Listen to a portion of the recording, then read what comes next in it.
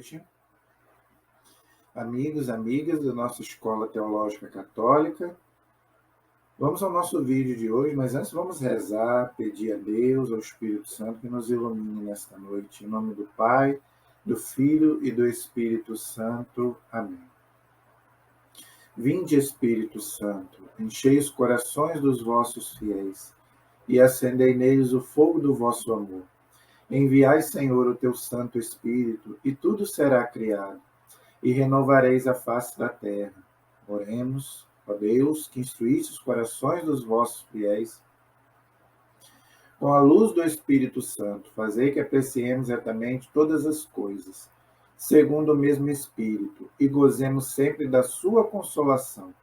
Por Cristo Senhor nosso. Amém. Pedindo a intercessão da Virgem Maria, para que ela ilumine também a nossa inteligência, para que nós possamos guardar os ensinamentos que o Senhor quer nos colocar para o dia de hoje. Ave Maria, cheia de graça, o Senhor é convosco. Bendita sois vós entre as mulheres, e bendito é o fruto do vosso ventre, Jesus. Santa Maria, Mãe de Deus, rogai por nós, pecadores, agora e na hora de nossa morte. Amém. Glória ao Pai, ao Filho e ao Espírito Santo, como era no princípio, agora e sempre. Amém. Nossa Senhora Aparecida, rogai por nós. São José, rogai por nós. Em nome do Pai, do Filho e do Espírito Santo. Amém. Obrigado, meus amigos, minhas amigas, por vocês estarem aí me acompanhando mais uma vez, tá? Vamos agradecer e louvar a Deus pelo dom da nossa vida e por poder nos dar a graça de podermos aprender um pouquinho de tanto que o Senhor nos ensinou, não é? Porque Deus é um mistério. Mas aquilo que Ele quis se revelar, principalmente na Sagrada Escritura, que é o que nós vamos ver hoje, ok? Hoje nós vamos continuar o nosso estudo bíblico, ok? Eu estou usando a Bíblia de Jerusalém. É a Bíblia melhor de estudos que eu acho. Inclusive, quando eu fiz teologia, eu usei essa Bíblia. Mas você também pode usar a Bíblia da Ave Maria, que é uma boa Bíblia, a Bíblia da CNBB, ok? Então, desde que seja uma Bíblia católica, ok? Isso aí é importante. É importante você usar sempre uma Bíblia católica. Você que é católico, não use Bíblia protestante. Por quê? Além de ter 7 livros a menos, desculpa, a tradução é diferente. A nossa Bíblia, ela tem o imprimato. O que é isso? É a autorização da igreja para publicação. A igreja, então, ela traduz e depois ela passa por uma averiguação para ver se a Bíblia ela não tem erros de tradução, né? E essa Bíblia, por exemplo, essa Bíblia de Jerusalém, ela é uma Bíblia que foi traduzida da Terra Santa, ok? Então ela é uma Bíblia muito boa, por isso que eu gosto dela para estudar. Quando eu vou ler, ou vou dar aula, eu até uso a da Ave Maria, porque o povo usa mais a da Ave Maria. Mas para mim estudar, né, quando eu quero estudar alguma coisa, eu vou nessa Bíblia de Jerusalém, que ela é bem mais completa.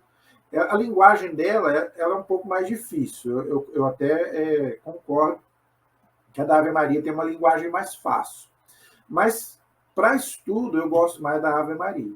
Ok?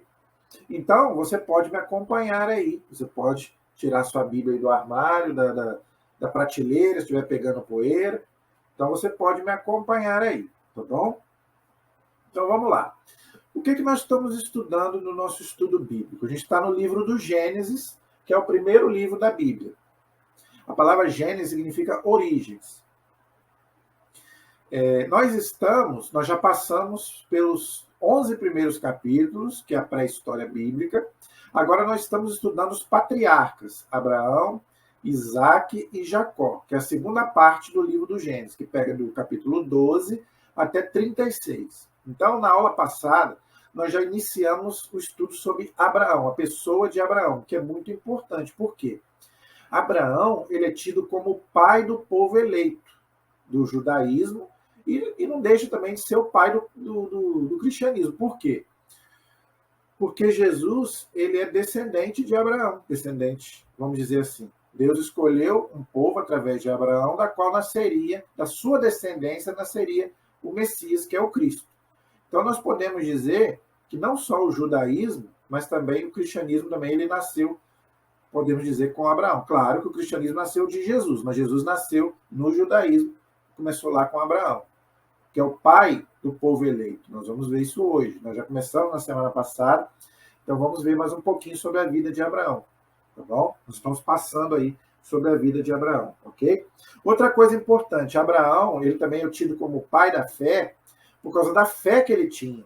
Diz lá a carta aos Hebreus, no capítulo 11, quando a carta aos Hebreus fala daqueles homens de fé do Antigo Testamento, ele cita primeiramente Abraão, que era um homem de muita fé. Nós vamos ver, Abraão fez coisas humanamente que talvez nós não faríamos, ao ponto de até querer sacrificar o próprio filho. Mas não é ainda a nossa aula de hoje, tá? Então, na aula passada, nós começamos então a estudar sobre a vida de Abraão, que foi o primeiro patriarca aí do povo hebreu, ok? Nós paramos no capítulo 15 do livro do Gênesis. Nós fomos até o 14. Então, hoje nós vamos do 15 em diante. Claro que eu vou passando, vou explicando as mais importantes. Não vou ler versículo por versículo, senão vai ficar aulas muito grandes e cansativas. Então, vou pensar os pontos principais do livro do Gênesis e de cada um dos personagens que ele fala, ok? Então, Abraão, no capítulo 15 do livro do Gênesis, na Bíblia de Jerusalém, a página 52 do capítulo 15, que para quem está me acompanhando, na Bíblia de Jerusalém. Para quem está na Bíblia da Ave Maria, pode abrir aí no capítulo 15 do livro do Gênesis. Na Bíblia de Jerusalém, o título é As Promessas e a Aliança Divina. O que é isso? É a aliança que Deus vai fazer com Abraão. Deus já começou essa aliança lá no capítulo 12, tirando Abraão daquela terra de pagãos. Abraão vivia na terra de Ur, dos caldeus, que era lá da Babilônia. Então Deus tirou Abraão de lá, para quê? Para que Abraão adorasse um único Deus monoteísta, porque ele vivia num contexto de pagãos, onde adoravam muitos deuses, ok? Então aqui Deus vai continuar essa aliança com Abraão e ele faz algumas promessas para Abraão. A maior promessa é que ele vai ter um filho, e ele já está de idade avançada, a mulher dele já é estéril, inclusive a esterilidade no Antigo Testamento era sinal de maldição, nós falamos sobre isso na aula passada. Então Deus vai aparecer ali para Abraão, que ainda nem se chamava Abraão, se chamava Abrão. Então você pode ler depois aí o contexto que Deus aparece para Abrão, que depois vai se tornar Abraão, e promete a ele o quê? Um filho, uma posteridade. Então é muito bonito. Depois você pode ler aí, Deus aparece para ele e promete a ele que vai dar para ele um filho já de idade avançada, e ele acredita. Diz aqui, por exemplo, no versículo 6 do capítulo 15, diz que Abraão acreditou em Deus e isso foi tido em conta de justiça. Então, justiça na Bíblia significa santidade. Então, Abraão era um homem justo e santo. Por isso que Jesus fala lá, o Deus de Abraão, o Deus de Isaac e o Deus de Jacó. Inclusive, aquela parábola que Jesus conta fala do quê? Do seio de Abraão. Todos aqueles que são justos vão para o seio de Abraão, que para nós hoje é como se fosse o céu, onde só pode entrar os justos. Ok? Então, muita gente pergunta, por que a igreja não fala dos santos do Antigo Testamento? Fala, Abraão para a igreja é um homem santo. Só que a igreja prefere não colocar eles em veneração, prefere os do Novo Testamento, porque a moral do Antigo Testamento é diferente. Por exemplo, Abraão vai ter um filho com a escrava, que para nós hoje não é legal, não é moral, mas para eles era. Para os judeus era, não tinha nada a ver. Era o contexto da época. Para nós não é moral um homem ter um filho com uma outra mulher que não seja sua. Ok? Mas isso não quer dizer que ele não tenha sido santo. Foi. Só que a igreja, então, prefere venerar os santos do Novo Testamento. Mas isso não quer dizer que ele não seja santo. A igreja ensina que Abraão era santo, sim. porque ele vivia de acordo com o contexto da sua época. Mas ele tinha muita fé em Deus. Isso é o que vale. Nós devemos imitar a fé de Abraão. Era um homem que tinha muita fé em Deus. Ok?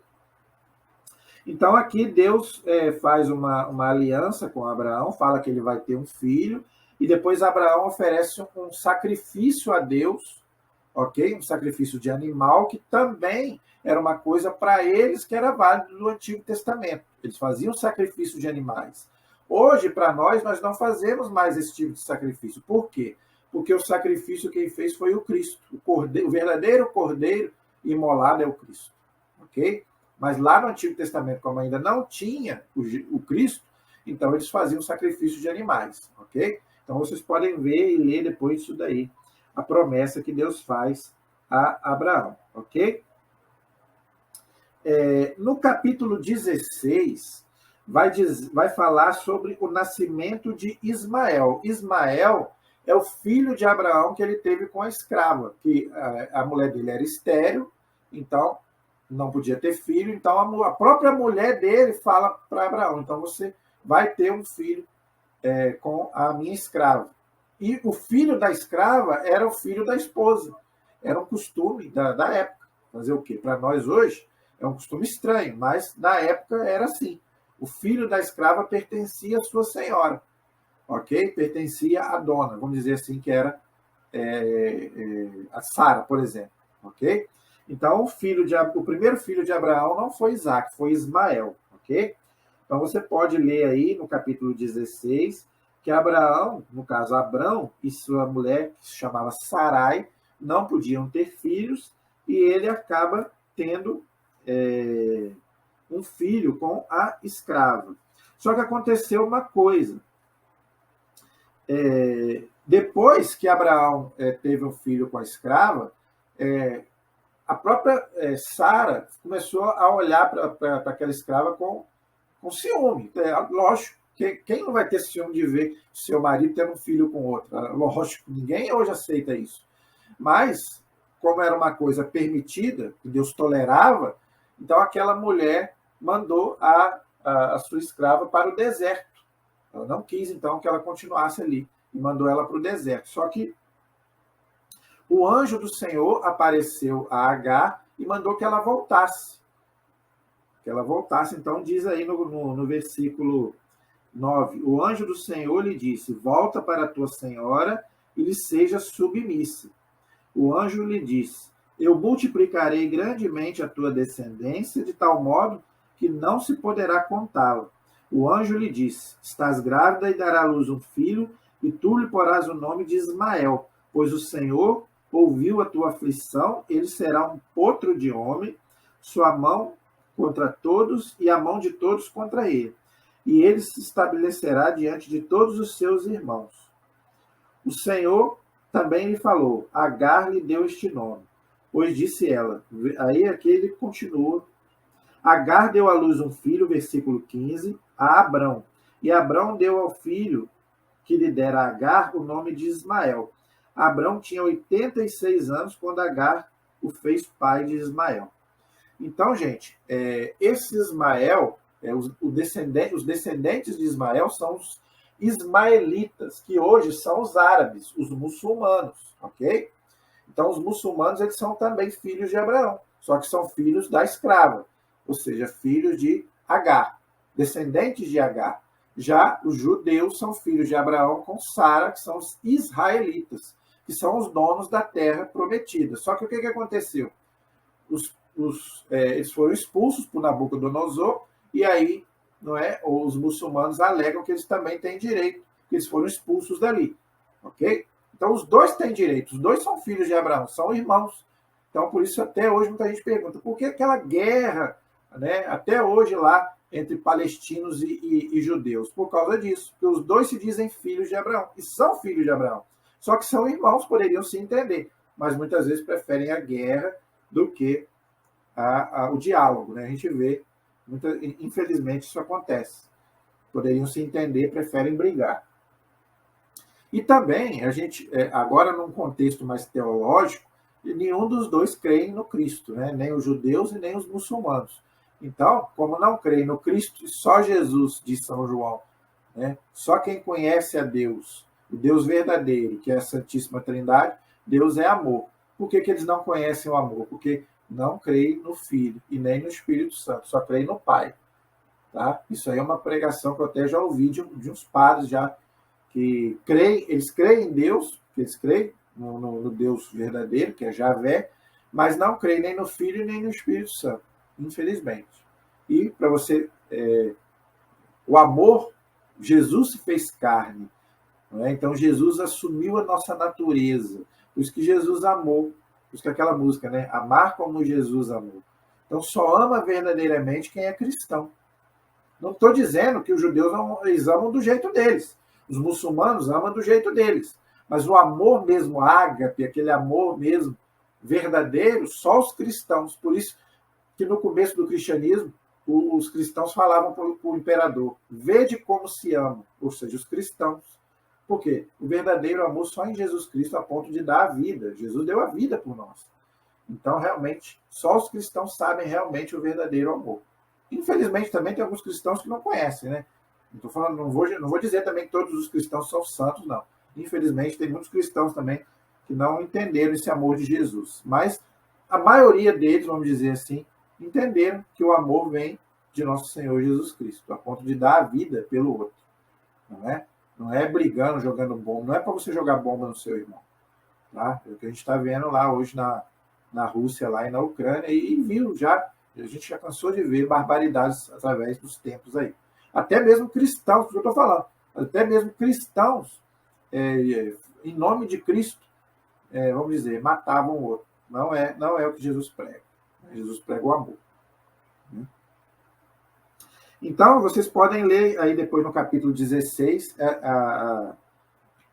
o nascimento, então, aí de Ismael através da escrava Agar. Ok?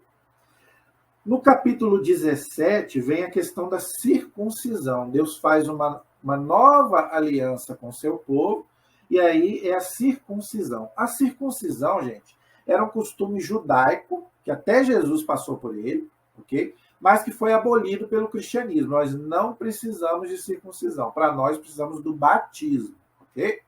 Mas a circuncisão era válida para os judeus, ok? Então era o quê? Os homens, logicamente, tinha que ser o homem, que a mulher não tem. Então o homem, é como se fosse a operação hoje de fimose, cortava um pedaço da pele que cobria o pênis do homem, ok? Então todo o judeu ele tem que fazer isso, é obrigatório para o judeu fazer isso. Senão ele era tido como impuro, como incircunciso. Todo judeu era obrigatório a circuncisão. Para nós cristãos não é obrigatório. Para nós é obrigatório o batismo, que ficou no lugar da circuncisão. Ok? E é para todos, tanto homem quanto mulher. Aqui não, era só o homem. Tá bom? Então aqui Deus vai trocar o nome de Abrão para Abraão, porque Abrão significa pai elevado. Abraão, pai de uma multidão, porque ele seria o pai do judaísmo e depois do cristianismo, que eu já expliquei. Ok? Então ele se chamava Abrão e depois vai se tornar Abraão.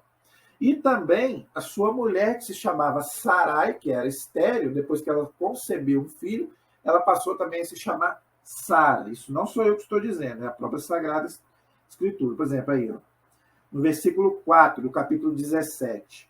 Quanto a mim, eis a minha aliança contigo. Serás pai de uma multidão de nações. Olha aí, tá vendo? E não te chamarás Abrão, mas teu nome será Abraão. Tá vendo? Pois eu te faço pai de uma multidão de nações. Entendeu? E no versículo 9, Deus fala: observarás a minha aliança, tu e a tua raça, ou seja, os judeus, depois de ti, de geração em geração. Eis a minha aliança que será observada entre mim e vós, isto é, a tua raça depois de ti. Todos os vossos machos serão circuncidados. Logicamente, que a mulher não tem. Então, todos os judeus eram obrigatórios serem circuncidados. Ok? Então, essa aliança da circuncisão, ela durou até Cristo. Depois que Jesus veio, Jesus aboliu a circuncisão e colocou o batismo. Batizarás em nome do Pai, do Filho e do Espírito Santo. Lá em Mateus 28, 19. Então, Jesus aboliu a circuncisão e colocou para nós o batismo. Então, o batismo ficou no lugar da circuncisão. Ok? O versículo 15 diz lá: Deus disse a Abraão: a tua mulher Sarai não mais a chamarás Sarai, mas o nome dela é Sara. Eu a abençoarei e dela te darei um filho. Eu a abençoarei e ela dela se tornará nações, e dela sairão povos. Então, quem são esses povos? Os judeus, tá? Os israelitas, que depois nós vamos suceder, nós cristãos, porque Jesus vai nascer do judaísmo, vai romper com o judaísmo e vai fundar o cristianismo. Por isso que ele fala aí. Então, através do cristianismo, todos terão acesso à salvação pelo batismo. Não é só os judeus. A salvação não é só para os judeus. Primeiro para eles. Mas como eles não aceitaram, todos aqueles que aceitarem o cristianismo pela fé e pelo batismo poderão ser salvos.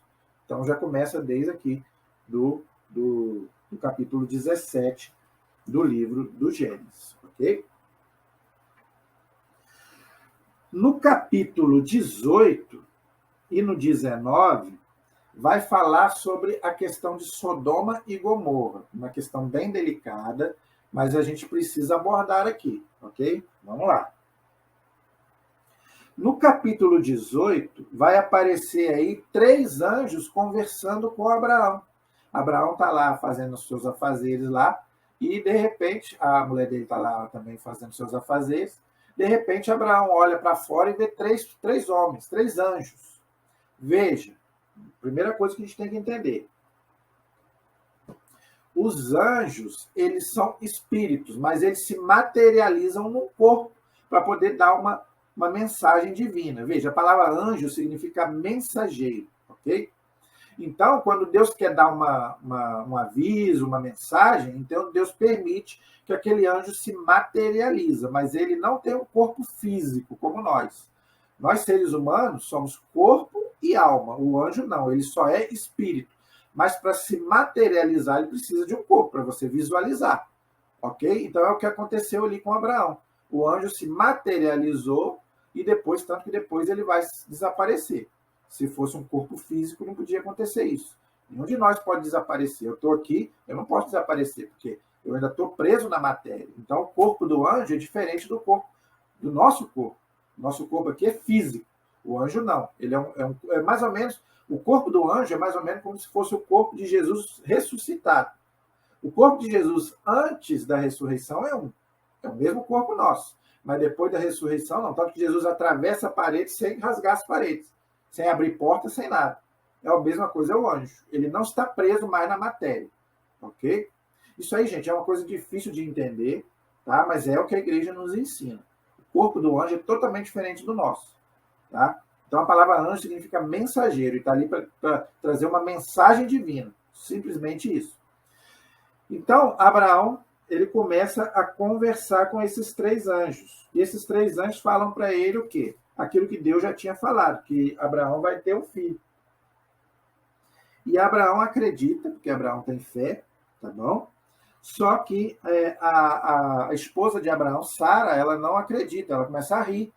E os anjos até chamam a atenção dela. Não, você riu. Ela fala que não, mas o anjo fala para ele, não, você riu. Ou seja, ela não deu muita bola para a palavra do anjo. E a palavra do anjo é a palavra de Deus. É Deus que, quando o anjo vai falar, ele fala por intermédio de Deus. É Deus que fala através do anjo.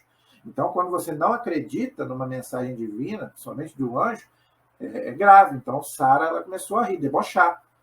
Né? Então, Abraão não. Abraão permaneceu firme mesmo, sabendo que ele já tinha quase 100 anos. Né? Então, mas mesmo assim ele acreditou. Então, você pode ler aí no capítulo 18, mais ou menos, no capítulo 1 até o capítulo 16, você vai ver essa questão aí, tá bom? No versículo 17 até o versículo 33, interessante, a intercessão de Abraão, olha aí. Aí vai começar, gente, começando nessa passagem, todo o Antigo Testamento e o Novo Testamento, você vai cansar de ver essa questão de intercessão. O título aqui é esse, a intercessão de Abraão. Então, gente, como é que não existe intercessão na Bíblia? A gente está cheio de intercessão na Bíblia. Como é que ninguém pode interceder por nós? Ah, mas aqui ele está vivo. Né? Ué, mas o santo também está vivo, só que ele está vivo numa outra dimensão, no céu. Ele pode muito mais do que aqui, porque Abraão, a pessoa que está viva aqui na Terra, ela está aqui na Terra e Deus está lá no céu. Então, por que lá não pode e aqui pode? Ah, lá pode muito mais do que aqui, porque lá a pessoa está em comunhão com Deus. Aqui também, mas aqui nós estamos na Terra ainda. Lá não, lá ela está diante de Deus, ela pode muito mais. E outra, aqui você precisa trabalhar, aqui você precisa comer, beber, dormir, tomar banho. Lá no céu você não precisa nada disso. No céu você pode o quê? No céu você faz o quê? Louva a Deus e intercede, pede pelo outro. Você não precisa fazer mais nada no céu, a não ser isso. Nem casamento no céu não tem de Jesus. Aqui você ainda tem casamento, você precisa olhar seu filho, olhar sua mulher. Lá você não precisa nada disso. Então lá você pode interceder muito mais do que aqui na Terra, porque lá você só tem isso para fazer. E louvar a Deus, logicamente. Primeiramente é louvar a Deus. E depois interceder, pedir pelos aqueles que estão na Terra. Você não vai pedir, aqui você pede, né? Igual, tem uma pessoa doente da sua família, você pede a Deus por ela. Lá você vai deixar de pedir? Lá você vai pedir muito mais. Se uma pessoa sua estiver precisando aqui na Terra, você não vai pedir? Lógico que você vai pedir muito mais. É isso que a Bíblia ensina. Desde o Antigo Testamento e do Novo muito mais. Entenderam, gente? Então a intercessão é uma coisa que pega a Bíblia do Gênesis ao Apocalipse, você vai ver. Você pode pegar vários textos aí, você vai ver.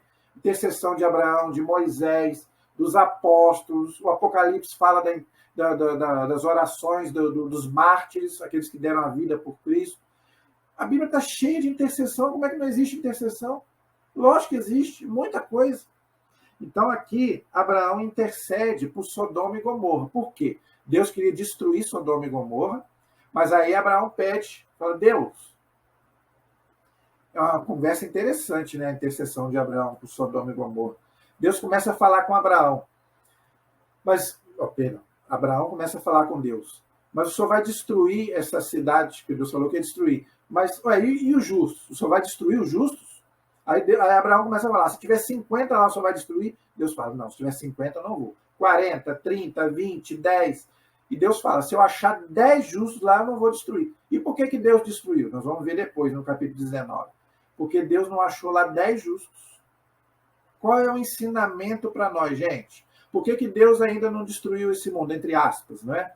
Que Deus não destrói a sua obra, é um modo de dizer. Por que Deus ainda não... Por que Jesus ainda não voltou? Muita gente fala, nossa, mas Jesus está demorando. Está demorando coisa nenhuma. Jesus está esperando para que as pessoas se convertam. E por que Deus ainda não acabou com esse mundo? Por causa dos justos. Então, meu filho, aonde tiver 10 justos, Deus vai salvar aquele povo. Isso é ensinamento bíblico. Justiça na Bíblia significa santidade. Então, por que Deus ainda não acabou com tanto pecado que a gente vê? Igual o povo fala, né? O mundo não tem mais jeito. Tem jeito. Por que tem? Tem muito pecado? Tem, eu concordo. Eu concordo que tem muito pecado, mas tem muita gente justa e santa. A sorte nossa é essa, meu amigo.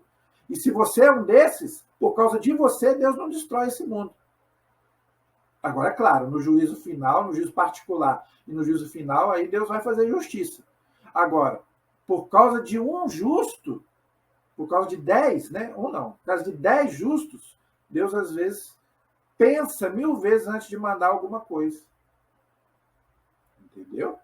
Então, muitas vezes, Deus livra de uma coisa muito mais grave lá na frente por causa de 10 justos.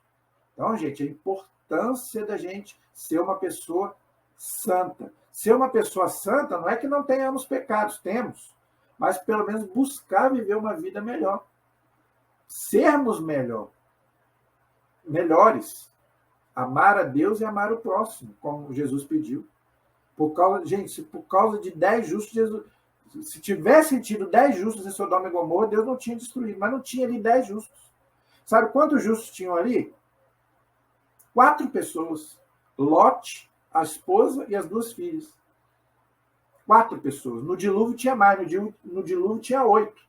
Noé, a mulher, os 3 filhos e as 3 noras.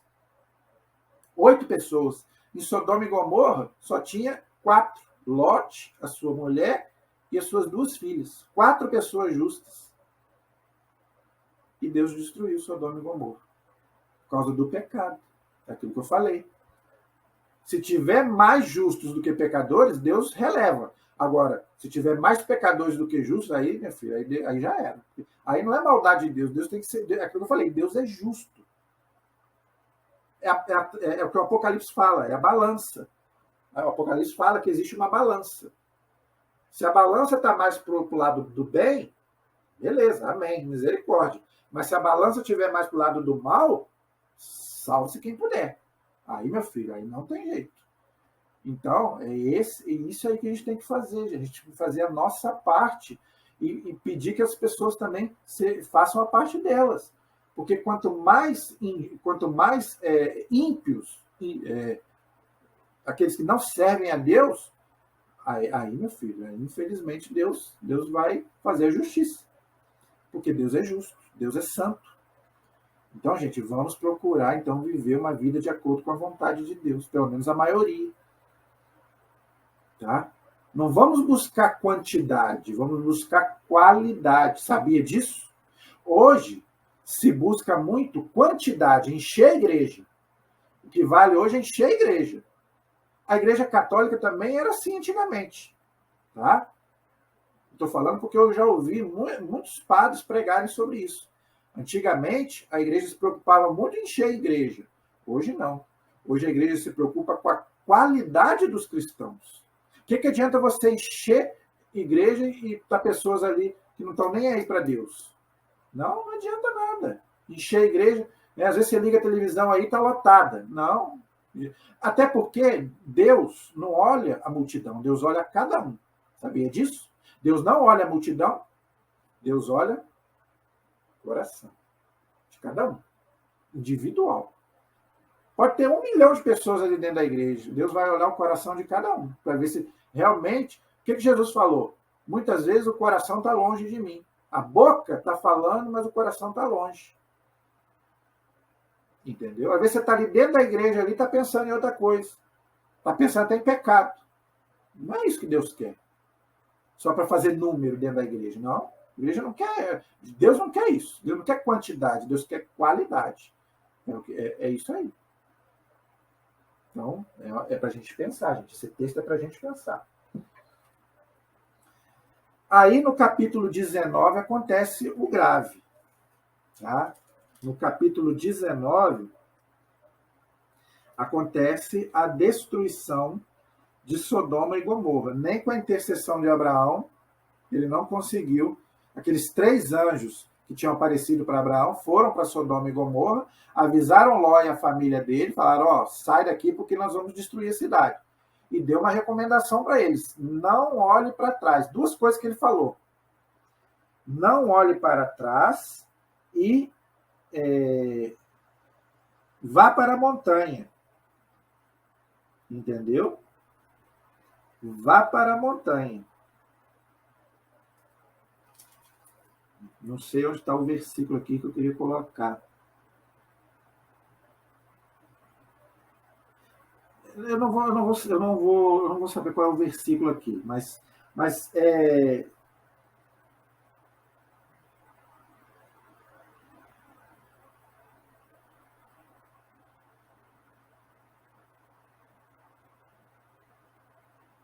então o anjo, ele começa os anjos começam a pedir a Lote para sair e para ele se refugiar na montanha. Por que a montanha, gente?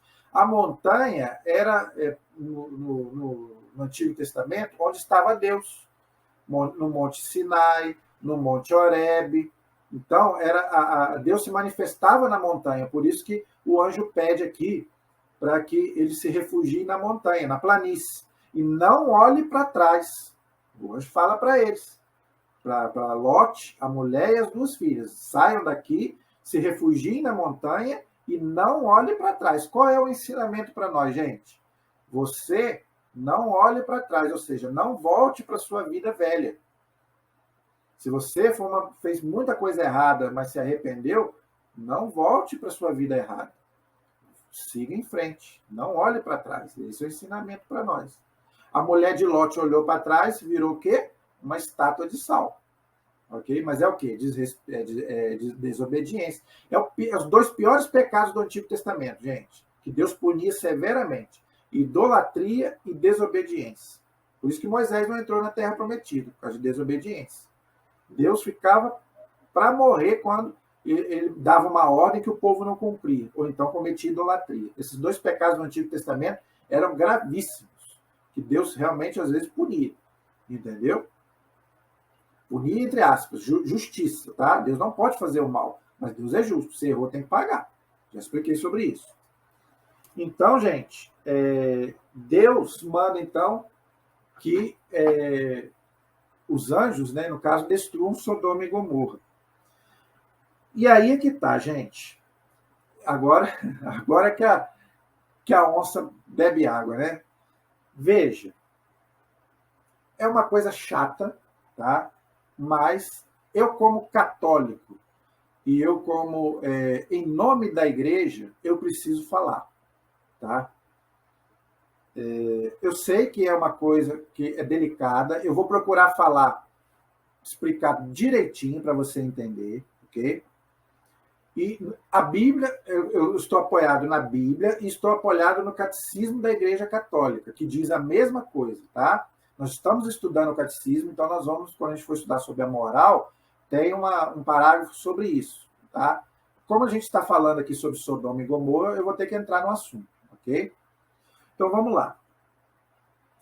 Qual foi o real motivo de Deus ter destruído Sodoma e Gomorra? Primeiro, porque não havia ali 10 justos. Agora, o pecado que havia ali era o pecado de sodomia, tá? De prática errada do sexo, ok? Veja, Deus fez o homem e a mulher e falou lá: o homem deixará seu pai e sua mãe e se unirá à sua mulher, crescei e multiplicai-vos. Não foi isso que Deus falou lá no Gênesis? Então, com o pecado original, que não foi um pecado de sexo, não foi, tá? Muita gente pergunta, foi um pecado de sexo? Não.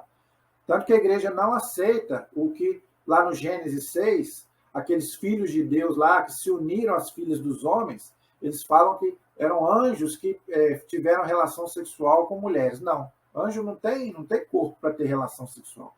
Então, o pecado de Adão e Eva não foi um pecado de sexo, foi de desobediência, tá? Agora, o pecado do sexo errado veio depois, como consequência, e Sodoma e Gomorra é um deles.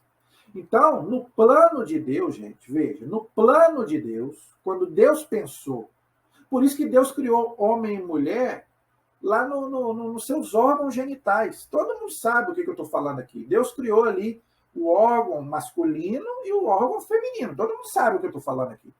O pênis e a vagina. E um complementa o outro. Ok? Não é assim? Isso aí é a parte unitiva do casamento. Tá? E dessa união nasce os filhos, é a parte procriativa. Tanto que Deus fala lá, crescer e multiplicai. Crescer quer dizer unir, os dois se unirem em uma só carne, tá? No matrimônio, tá? E ali vai nascer os filhos. Por isso que a igreja também não aceita inseminação artificial, a igreja não aceita bebê de proveta, a igreja não aceita útero de aluguel, a igreja não aceita nada dessas coisas. Por quê? Porque no plano de Deus, o único jeito que Deus colocou para ter um filho é o sexo. Se você não pode ter filhos, adote.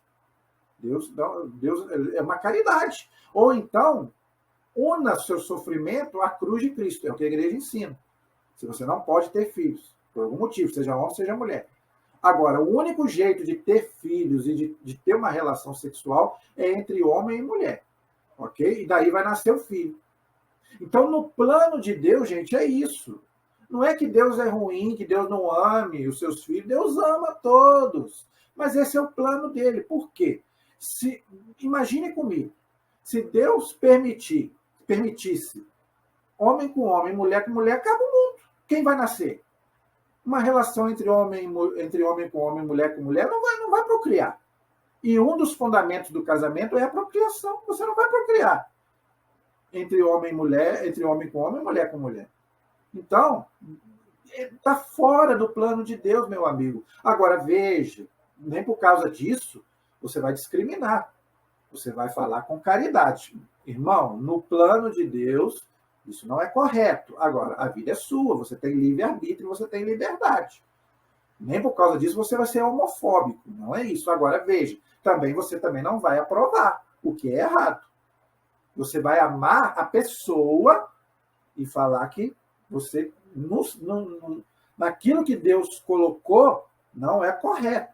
Mas se você quer viver isso, eu te amo do jeito que você é. Tá? Mas eu tenho o direito de não concordar, porque a minha fé é contra. Entendeu? É simplesmente isso. Você vai amar a pessoa do mesmo jeito. Ok? Se você tiver na sua família, seja quem for, você não vai discriminar, jamais. Tá? Agora, a sua fé você tem que colocar. E a igreja tem que fazer isso. Por isso que a igreja nunca vai aprovar um casamento de pessoas do mesmo sexo. Não vai aprovar. Não vai. Entenderam? Não vai. A igreja não vai fazer um casamento entre duas pessoas do mesmo sexo. Não adianta, o Papa é bonzinho, o Papa Francisco, né? As pessoas achavam que pelo Papa Francisco ser aquela pessoa aberta ao diálogo, né, que o Papa vai aprovar. Não vai. Pode ficar tranquilo. O Papa não vai aprovar. Tá? Não vai. Porque ele sabe que não pode. Mas é porque o Papa quer o quê? Quer amar a pessoa. Isso que as pessoas não entendem. O Papa quer acolher. O Papa não quer discriminar. Mas isso não quer dizer que o Papa vai aprovar. Não, hoje está liberado, pode casar. Não. Continua sendo errado? Continua sendo errado. Mas se a pessoa fez a escolha, é problema dela. Entendeu? É a liberdade dela. Agora, Sodoma e Gomorra foi destruída por causa desse pecado. Tá? E tem outros textos bíblicos do Antigo e do Novo Testamento que falam a mesma coisa. O plano de Deus é o sexo entre um homem e uma mulher. No casamento. Entendeu? Por causa das coisas que eu já falei aqui. Entendeu? Um casal de homossexuais não vai ter a união e nem a procriação. A procriação já não tem mesmo. E nem vai ter a união, porque não tem a bênção de Deus. Você nunca vai ver um casal casado, pelo menos na igreja católica, você não vai ver. Nem na igreja protestante séria. Tem igrejas protestantes que são sérias. Né? Não estou falando dessas seitas aí, não, porque eu já vi seitas aí aprovando. Tá? Mas tem, por exemplo, os protestantes históricos, vamos dizer assim, os luteranos, os presbiterianos, os batistas, esses você não vai ver também. Eu tenho certeza que você não vai ver. Agora, essas seitas aí, essas igrejas aí, vamos chamar de igreja, mas isso para mim é seita. Né? Esses lugares aí que aceitam um monte de coisa aí contrária à palavra de Deus, né? Aborto, casamento, disso. Então, isso aí não é coisa séria. A igreja nem tem ecumenismo com eles. A igreja tem um diálogo com essas que eu falei.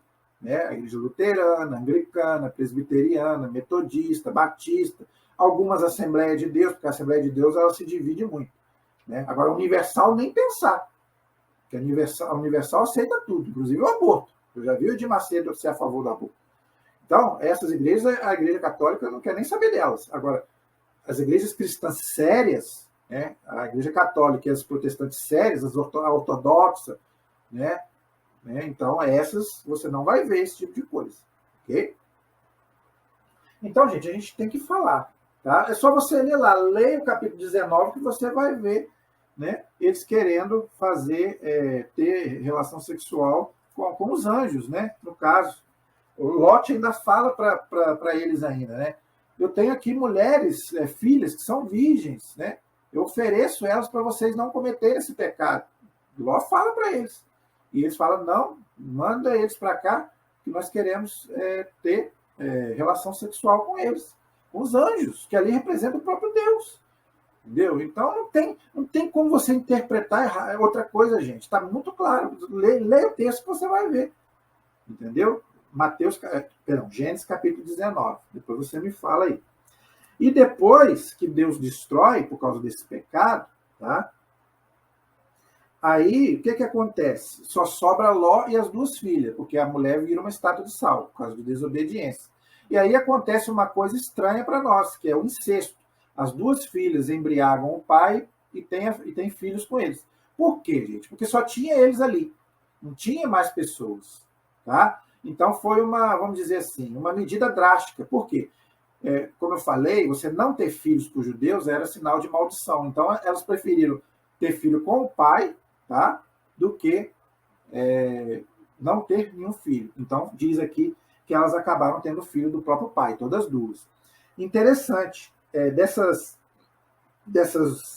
da descendência dessas mulheres vieram os moabitas e os amonitas, que eram pagãos, ou seja, não eram judeus, ok? Apesar que os moabitas tiveram Ruth, né, que depois se converteu ao judaísmo e está lá na genealogia de Cristo. Então, no meio da genealogia de Cristo tem uma mulher que não era judia, que é Ruth, que era uma moabita, mas eles eram descendentes dessas filhas de Lote aqui, que tiveram filhos com o próprio pai. Filhos com o próprio pai, tá, gente? E aqui também, ainda não está, a lei de Moisés aqui ainda não era estabelecida também. Então, vamos dizer assim, era uma tolerância, tá? A lei de Moisés vem lá no livro do Levítico, tá? Nós vamos estudar aqui, se Deus quiser. Aí não pode, lógico, Deus me livre. Hoje não, é um erro, né? Ter filho é incesto, né? Ter filho com pai, com mãe, Deus me livre, é errado. Mas aqui, Deus tolerou, vamos dizer assim, tá? Então, depois você pode ler aí, tá? E na próxima aula nós vamos continuar estudando sobre Abraão, no capítulo 20, 21 e o 22 aí também, que é muito interessante aí, que fala do sacrifício de Abraão aí, do seu filho Isaac, tá? Então nós ainda vamos poder estudar ainda um pouquinho mais sobre a vida de Abraão. Mais uma coisinha só para me poder encerrar. Gente, veja, eu sei que esse assunto que eu falei aqui é muito polêmico, é muito sério, tá?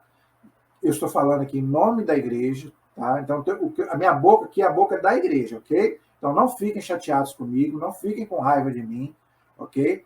E eu quero só colocar mais uma coisa sobre isso. A igreja ensina que a tendência homossexual, a pessoa não tem culpa. Ninguém tem culpa de ter atração por uma pessoa do mesmo sexo. Nem a ciência. Não adianta falar, eu já li muito sobre isso, tá? Que a ciência nasce ou não nasce? Não sabemos. É uma coisa que a própria ciência ainda não sabe. Uns falam que a pessoa nasce, outros falam que a pessoa vira, não importa. A tendência, a igreja diz que não é pecado, porque a pessoa não tem culpa. Assim como você também, você que é hétero, não tem culpa também de olhar para uma outra mulher que não seja sua. Às vezes você é casado, olha para aquela mulher ali e deseja aquela mulher. Você não tem culpa de desejar, mas você não pode ir finalmente com ela, porque você já tem a sua. Então, mesma coisa é a pessoa que é homossexual. Ela tem atração pela pessoa do mesmo sexo, ela não tem culpa. Então, a tendência homossexual não é pecado. Agora, a prática homossexual é pecado. É o que nós abordamos aqui, tá? E o catecismo fala bem claro, quando a gente for estudar sobre o catecismo, eu vou colocar aqui o parágrafo que a igreja ensina sobre isso. Então, ali diz bem claro, tá? Então, se você tem a tendência, o que você tem que fazer? Você tem que lutar contra isso. Assim como eu também, que sou hétero, preciso lutar também, igual eu falei. Entendeu? Se a pessoa é casada, ela luta para não trair sua esposa. E a pessoa que é solteira também luta para não também, né, e viver um sexo errado. Mesma coisa é você. Se você também tem essa tendência, você também tem que lutar. Ok? E a igreja ela é tão séria nessa questão, muita gente não sabe, mas, por exemplo, tem padres que têm tendência homossexual. Você sabia disso? Tem. A igreja já se pronunciou, o Vaticano já se pronunciou sobre isso. O candidato que ele vai ser padre, que ele tem a tendência, ele tem que ficar em observação. Para quê? Para que ele não viva a prática e não pregue também sobre a prática. Entendeu? Por quê? Porque às vezes a pessoa, aquilo que eu falei, a pessoa não tem culpa. E ali no seminário só vive homens, né? Então a igreja também, eu estou falando aqui só do sexo masculino, mas também existe também no lado feminino também. Pode haver também freiras também que são, a gente não sabe. Mas então, o que acontece? A tendência, você ter aquela tendência não é pecado. Então o que a igreja ensina? Você que tem essa tendência, lute contra isso. Tá? Para você não viver a prática. Ok? A prática é que é pecado. Ok? Então, eu peço a Deus aí que te abençoe, você e a toda a sua família. Continue aí nos acessando. E nós vamos continuar, se Deus quiser, com o nosso estudo bíblico. A nossa proteção está no nome do Senhor, que fez o céu e fez a terra. Estivemos e permaneceremos todos unidos, em nome do Pai, do Filho e do Espírito Santo. Amém. Que Deus abençoe a todos. Até a próxima, se Deus quiser.